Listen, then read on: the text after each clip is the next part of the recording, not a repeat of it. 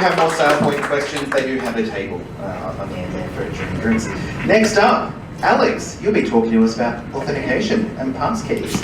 Welcome, Alex from Yubico. Thank you very much.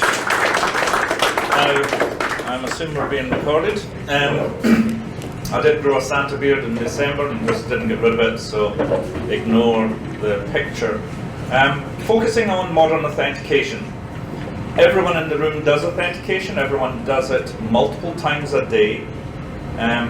Whether you're using the right one, whether you're using a good one, what is coming with authentication and how does it tie back to identity and trusted identities.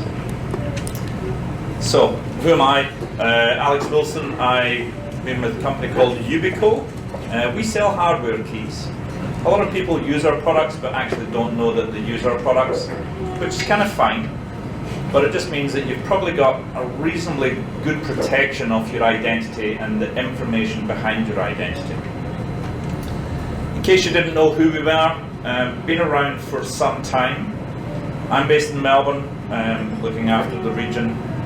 Been focusing on authentication for the past 6 years, previous to that within a security field. The company Yubico and the YubiKey comes back to my point, which says you may be using our product, but you don't know that you're using our product. And that's because it's ubiquitous. It's probably just sitting in your laptop, it's a small key on the side, or it's a black stick that you have on a keychain and you may stick it in and touch it sometimes. Some people don't realize that's a YubiKey. That is a YubiKey. We are leading inventor of the modern authentication standard, which the current term for it is Passkeys. WebAuthn, FIDO, these are the terms that are coming to play within authentication, and all we do is authentication. More recently, authentication is becoming a much stronger force given the amount of data breaches that are occurring because credentials are getting compromised. And then once you get there, lots of bad things happening, but specifically working within the ASD and ACSC more recently. So I thought I'd bring along the Scotsman, Thomas Reid, who came up with this term, the philosophy of common sense. All of you guys who get a phone call on your mobile at 6 o'clock at night from a number that you don't know, you kind of go, that's probably spam, I won't answer it and I'll move on. Is that common sense or is that vigilance? A mix of both. Common sense for some people is, we know that we don't push a rope, we pull a rope.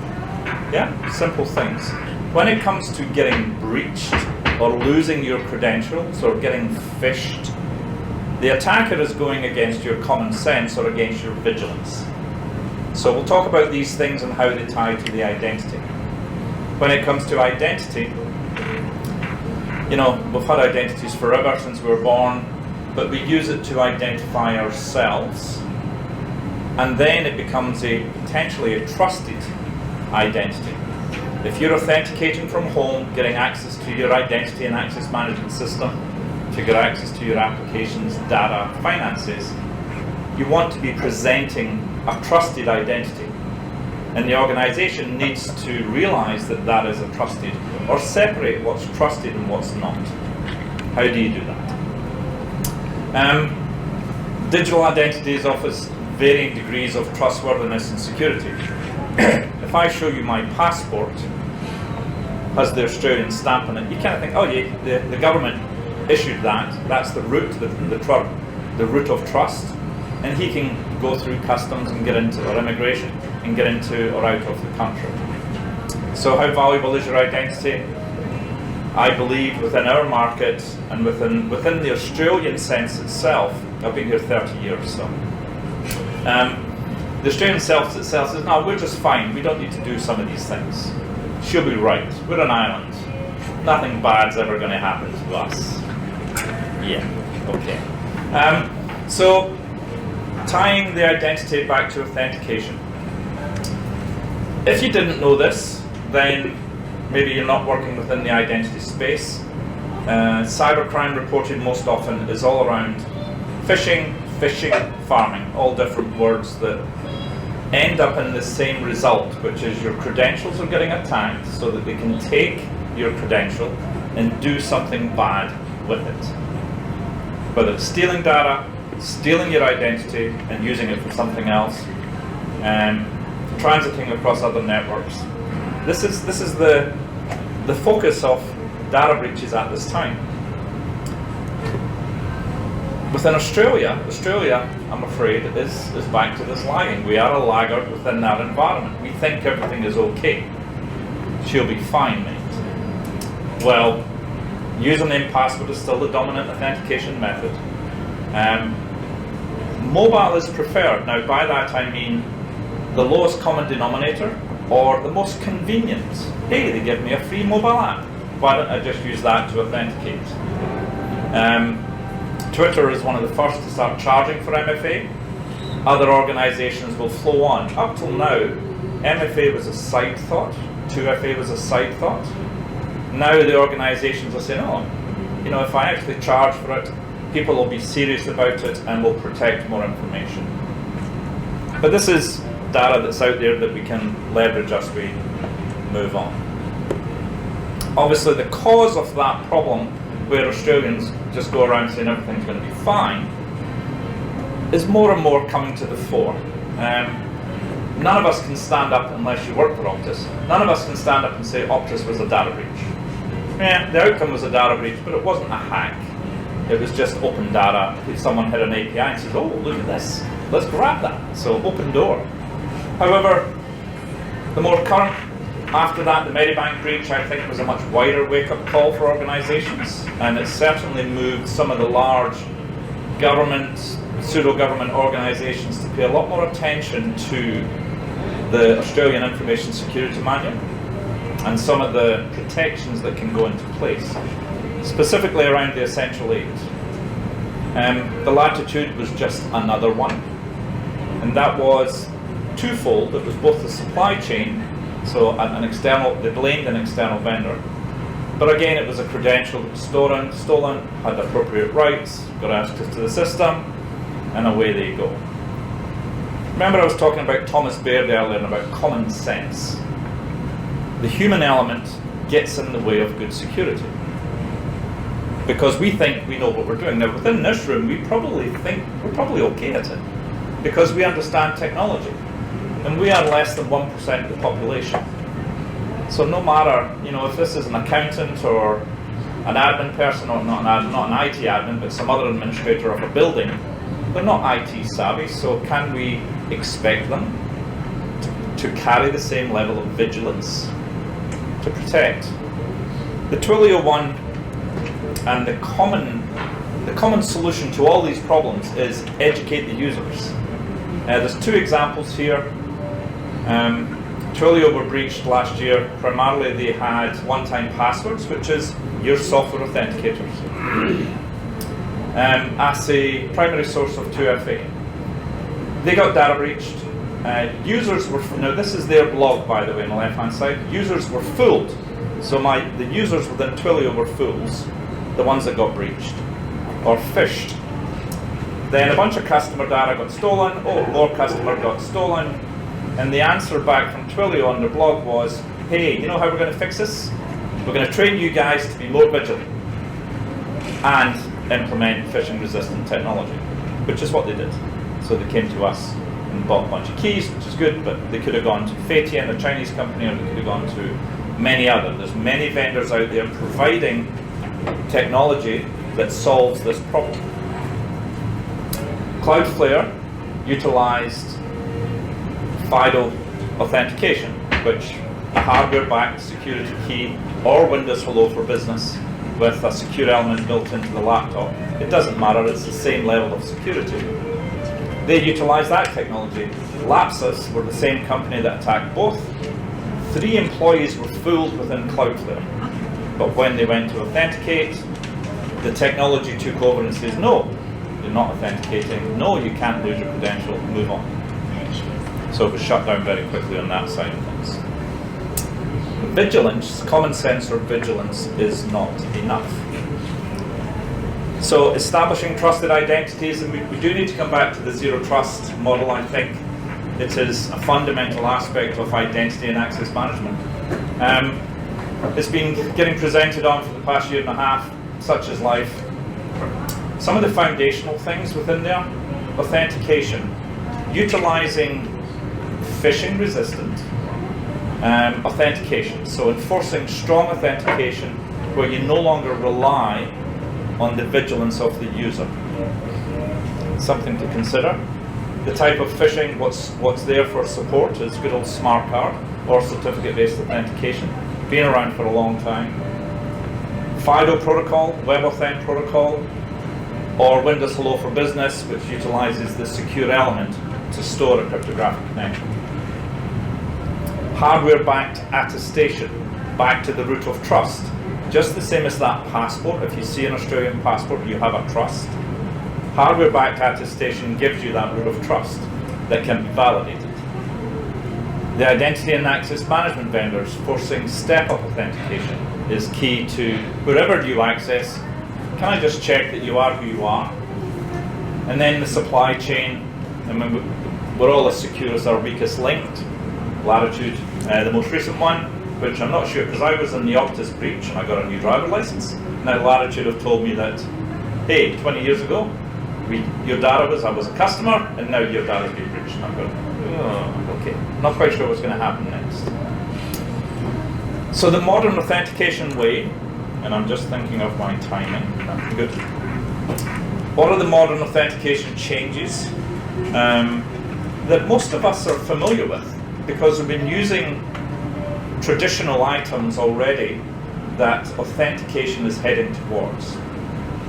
Rather than a password, a PIN. So it's a personal identification number. You all know what that is. It's all on your credit card or your cash card or some other thing.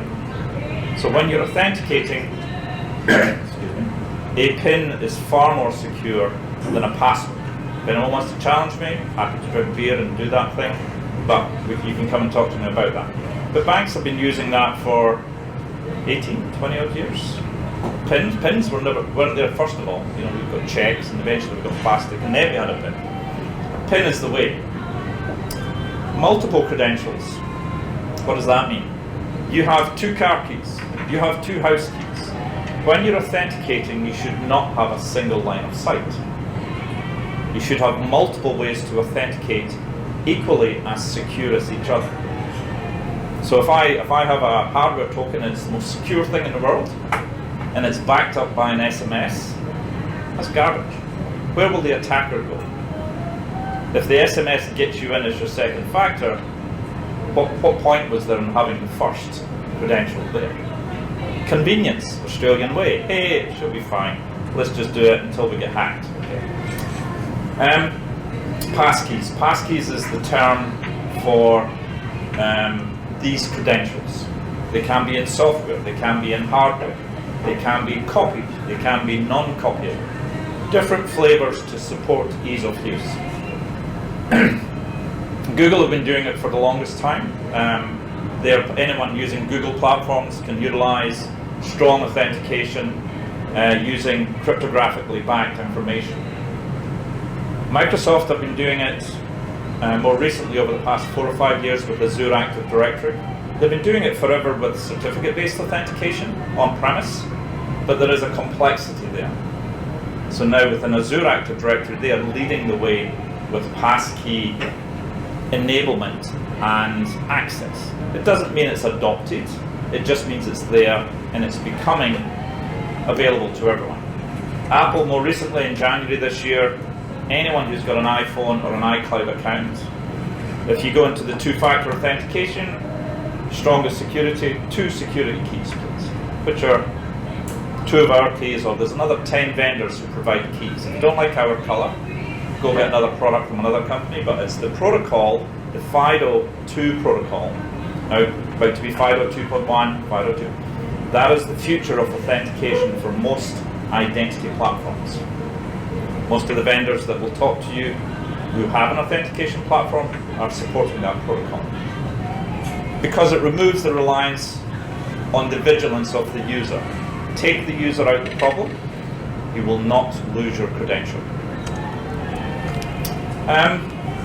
What is Australia doing? Hey, we're getting there slowly. We're definitely getting there slowly. Who knew that toilet roll was critical infrastructure? Everybody in Victoria does, because we were all locked down, and toilet roll was the thing that you fought for. And then, oh, we've got to make that. So, critical infrastructure was certainly broadened when we came through COVID, and the reliance on a number of these services became a lot more critical, and the protection of those services. So, the Critical Infrastructure Act came out. Yes, it is a start. You've got to start somewhere. So they suggest proactive measures. Hey, do a couple of these things, please. Maybe the new Australian cybersecurity strategy that's underway by Claire O'Neill, our minister, who we pay for, which is good. May do some good stuff. The Essential 8 that we all within the vendor world certainly know about, and within government and large financial and large government organisations understand. Our Essential 8 is beginning to morph towards the NIST, the US line of sight, and with OCSIS coming along more and more, I think we'll be doing more and more of it. But the US has certainly gone a lot harder around MFA and strong MFA. They've already mandated phishing resistant MFA. What we're doing is we've added the terminology. Phishing resistant is now in level 3. So if you want to do level 3, Essential 8, you must have phishing resistant, which means it must be hardware backed cryptographic elements, either a smart card or a FIDO token. Okay? That's a must. It's not. OTP used to be in there, no longer. Just cannot be. Software based? No, not allowed. Yeah, must be hardware backed. And this is the protocol that's beginning to come out. Okay, coming back to my summary, a couple of minutes for questions. The authentication protocol to protect identities has been built from the ground up to make it easy to use. Most people don't go there because they think it's difficult. So, with any authentication protocol historically, was it ever designed for ease of use? No. It was a byproduct of something else. Username and password was nothing to do with security. SMS was nothing to do with security. Software-based authenticators were a replica of SMS on your phone to make it slightly easier, nothing to do with security. Smart card PIV was to do with lots of different things. FIDO, how do we make authentication easy? This is available today. All of the platform vendors have it. You can go trial it, test it, figure it out, and see if it makes your life easier. The FIDO Alliance believes that it does make life easier, both for IT people and non-IT people. The concept is you stick it in, you enter a PIN and you touch it. Or you stick it in and you get your fingerprint right. Or you open up your laptop and you get your biometric right. Yeah, these should be relatively easy for users to understand, but it removes the vigilance of the user having to know, is that site a good site? Oh, it looks like a good site. I'll log in here and I'll provide my SMS. We remove that. So the convenient path is not the most secure. Placing value on our identity and our customers' identity and our consumers. Phishing resistance is available today. All right. That was me. We have 1 minute. 1 minute. Any quick questions? If not, yes, please. So how does verified push come into play? There is something called verified push now. It's not phishing. It's not phishing resistant, but it's certainly a very secure method of authentication. That's a two-factor. Any factor of any software push, any one-time password, any SMS is better than none. But software push, anything built in software is not hardware backed. You cannot attest the root of trust of that device. But that doesn't mean it's bad. It just means it's not the best, not the most secure. Because verifier push, the user is still in the mix. Okay, so but the user has to put in those whatever the string of numbers that come up on the browser or there, the user gets the same. But that's okay. That's still phishable, I'm afraid. Completely phishable. Yes, Pragat. Oh, no, I was just going to answer. Yeah, please. Just reading that question. It's going to be better, It's better. but you still got to secure awareness training with the users because the user has to recognise that the data in the prompt So you come back to user, educating users. Lots of companies make lots of money selling products how to educate users about, don't do this, don't do that. There's technology that can remove a lot of that, but you still need to educate users because they're not in IT. So I don't know if that helped answer it. And I'm between you guys and a break. Any other questions? Yes, one? Short one? Well, not short. I get a lot of people telling me that auto related password list is too hard, that it's got too many prerequisites. So the question is that FIDO, WebAuthn, everything was too hard. Too hard. Too hard for what? It means change. You have to change the user from, hey, I've been using a username and password for 45 years. And now we're going to stop that and, no, I don't want to do that. So it's too hard in as much as you have to change people, and it is a change management process. The supply side of thing, are all these products out there available and support that? So if I start using it over here, can I use it over there? Not yet, it's coming. I said Apple, Google, Microsoft, because they are the behemoths, but not all. I mean, Twitter does it, Facebook does it, name a cloud service. They all support it now, but in a different, slightly way. So yes, and it's coming, but it gives you that security today. Latitude will not have happened. Medibank would not have happened. The Colonial Pipeline attack, that would not have happened if this technology was in place. So yes, it's not perfect yet, but it's coming. Not perfection, this technology. Oh, okay. Thank you for your question. A round of applause for Alex, please, folks. And a round of applause for all of our great speakers as part of Activate. Thank you, Sophie. Folks, we're going to have a 20-minute break. Go to the bathroom, grab another drink and refresh your glasses, and we'll see you back in 20 minutes.